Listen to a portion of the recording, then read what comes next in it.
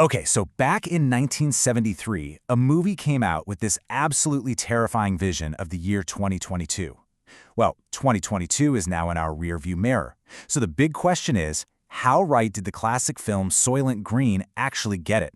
Let's dive in and see how its predictions stack up against, our actual reality. Yeah, we're going to put the world the film predicted right up against the one we actually lived in. And I gotta say, you might be a little unsettled by just how much they got right. So let's set the stage here. This film, remember, was made in '73, and it was set almost 50 years into its own future. It was meant to be this really dark warning about the path humanity was on. And believe me, it was a dark warning. The world of Soylent Green is, well, it's grim. It's overpopulated. It's a world totally broken by our own actions. Just to give you a sense of the scale we're talking about, in the film, New York City has a population of 40 million people. Can you even imagine? The streets are just permanently clogged. Stairwells are literally filled with homeless people, and every single basic resource is stretched way, way beyond its breaking point. And the climate? Oh man. In Soylent Green, the entire world is basically trapped in a permanent heat wave. There's this thick, kind of yellowish smog just hanging in the air all the time. Agriculture, that's completely collapsed. And the oceans, they're pretty much dead. The film even has a specific word for it, which is chilling: ecocide. And get this, the movie is super specific. It says the temperature almost never drops below 90 degrees Fahrenheit. That's 32 Celsius.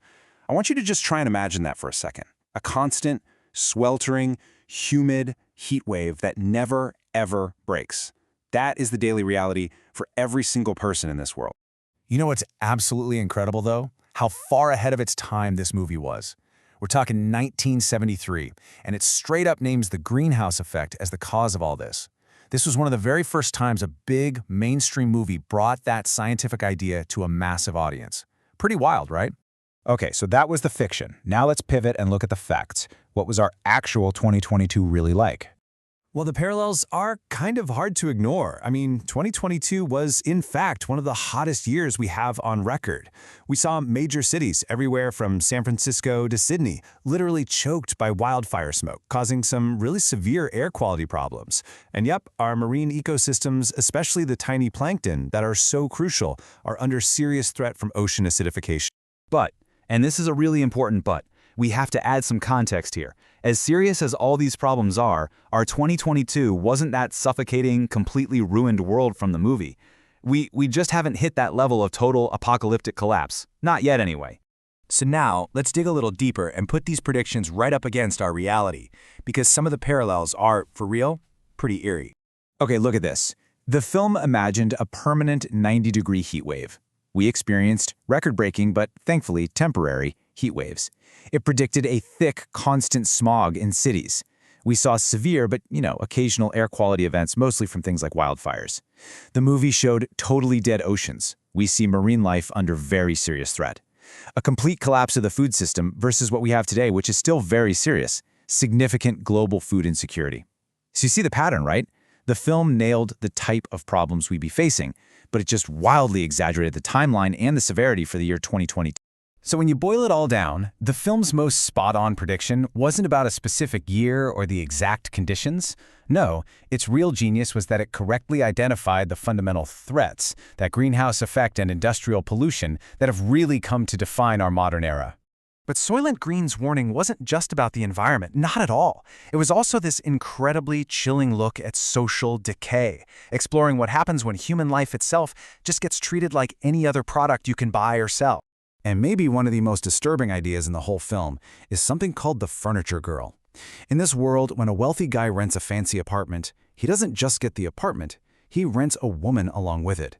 She's treated like she's literally part of the decor. It is the absolute ultimate commodification of a human being. And it's a theme of exploitation that, frankly, really resonates with modern concerns about things like human trafficking and even the gig economy. The amazing actress Paula Kelly is the one who gives this horrifying concept a human face, playing the character Martha. And her performance, it's so much more than just a plot point. It's this really powerful reminder that the true cost of a societal collapse like this is measured in individual dignity and lost humanity. It really forces you to ask, where do we draw the line between service and servitude in our own world today? So, after all this time, what's the final verdict? What is the lasting warning, the ultimate legacy of Soylent Green? All right, let's break it down. It was a massive hit for identifying the threat of climate change way back in 1973. Total bullseye. It was a miss, though, on the timeline. It just really exaggerated how fast a complete collapse would happen. But its most important legacy, that has to be its warning. It is still an incredibly powerful and relevant cautionary tale about the two big dangers: destroying our planet and, at the same time, devaluing each other. And all of this leaves us with one last, really crucial question to think about. Soylent Green was a warning that came to us from 1973.